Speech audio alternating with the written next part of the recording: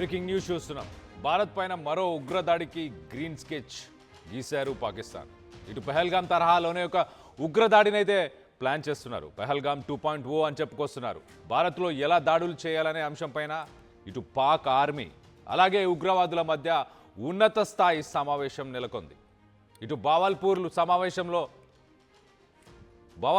సమావేశం జరిగినట్లు గుర్తించారు నిఘా సంస్థలు. ఇటు జమ్మూ కాశ్మీర్లో భారీ ఎత్తున చొరబాట్లు జరుగుతున్నాయి. అలాగే కోఆర్డినేటెడ్ దాడులకు పాల్పడటమే లక్ష్యంగా వీళ్ళు వ్యూహాలను రచిస్తున్నారు. ఇటు లష్కరే తోయిబా, జైష్ ఈ మహమ్మద్ ఇలాంటి ఉగ్ర సంస్థలన్నీ కలిసి కుట్ర చేస్తున్నాయి.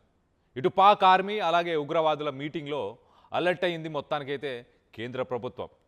ఇటు హైదరాబాద్, బెంగళూరు, ముంబై, ఢిల్లీ అలా ప్రధాన నగరాలన్నింటిలో కూడా భద్రత కట్టుదిట్టం చేయబోతున్నారు. ఇటు 1000 మంది మానవ బాంబులతో దాడి చేసేందుకు మసూద్ అజర్ స్కెచ్ వేసినట్టు తెలుస్తుంది.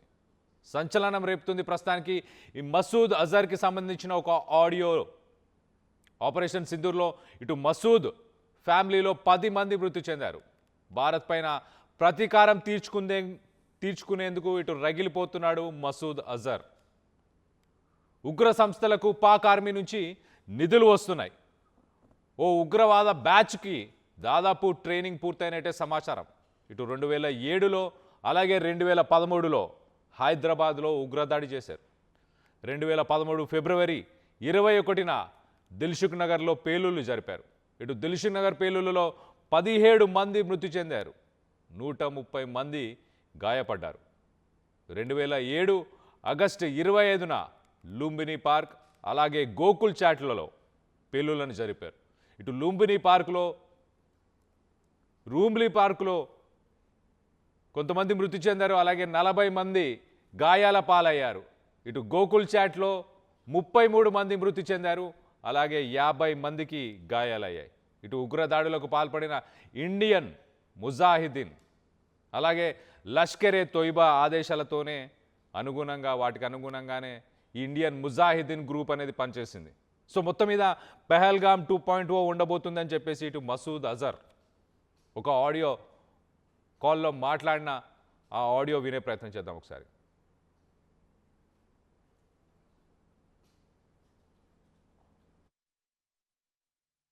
इस मजमे में अल्लाह के वो फिदाई मौजूद हैं जो रात के 3 बजे उठ के सिर्फ अल्लाह से शहादत मांगते हैं.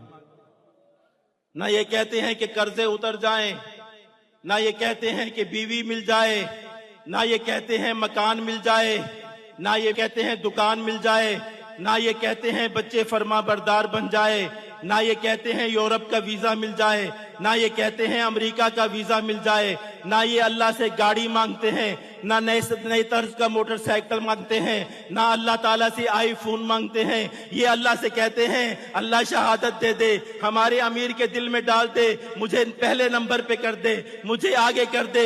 तरह तरह की सिफारिशें कराते हैं, मुझे खत लिख लिख के धमकियां देते हैं कि हमें जल्दी भेज दो वरना ये हो जाएगा वरना वो हो जाएगा. मुझे अल्लाह का वास्ता दे के कहते हैं हमें जल्दी आगे भेज दो, हमें जल्दी आगे भेज दो. मुझे रसूल के वास्ते दे के कहते हैं हमें जल्दी आगे भेज दो. मुझे मदीना शरीफ की दुआएं दे के कहते हैं अल्लाह ताला आपको मदीना दिखाए, मुझे जल्दी आगे भेज दो. कभी क्या तरीका इख्तियार करते हैं, कभी क्या तरीका इख्तियार करते हैं. रब से मुलाकात का इनको इतना शौक है, इतना शौक है. ये 1 नहीं है, ये 2 नहीं है, ये 100 नहीं है, ये 300 नहीं है, ये 1000 नहीं है. तादाद बता दूं तो कल दुनिया के मीडिया पर शोर मच जाएगा. ये चलेंगे इंशाअल्लाह, ये जाएंगे इंशाअल्लाह, इनका रब इनको कबूल करेगा इंशाअल्लाह.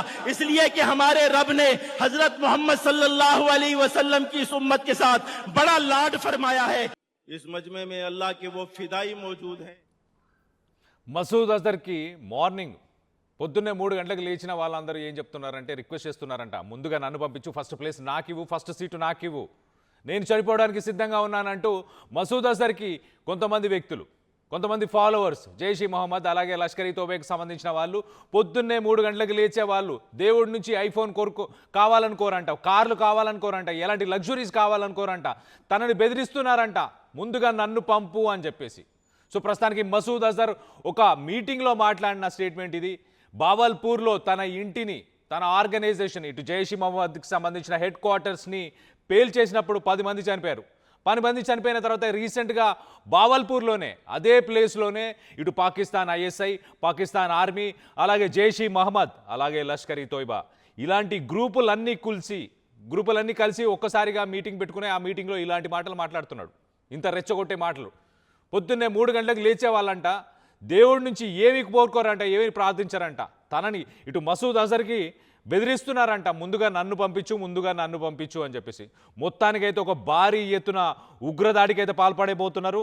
గతంలో మనం చూస్తే కనుక ఇటు పెహల్గాం దాడి జరిగినప్పుడు కూడా, పెహల్గాం దాడి కంటే ముందు బావల్పూర్లోనే ఇలానే పెహల్గాం దాడి కంటే కొన్ని రోజుల ముందే ఒక మీటింగ్ జరిగింది. అప్పుడు కూడా హమాస్కి సంబంధించిన కొంతమంది ట్రైనింగ్ చేసేవాళ్ళు, ట్రైనర్స్, హమాస్కి సంబంధించిన వాళ్ళు పాకిస్తాన్కి వచ్చారు.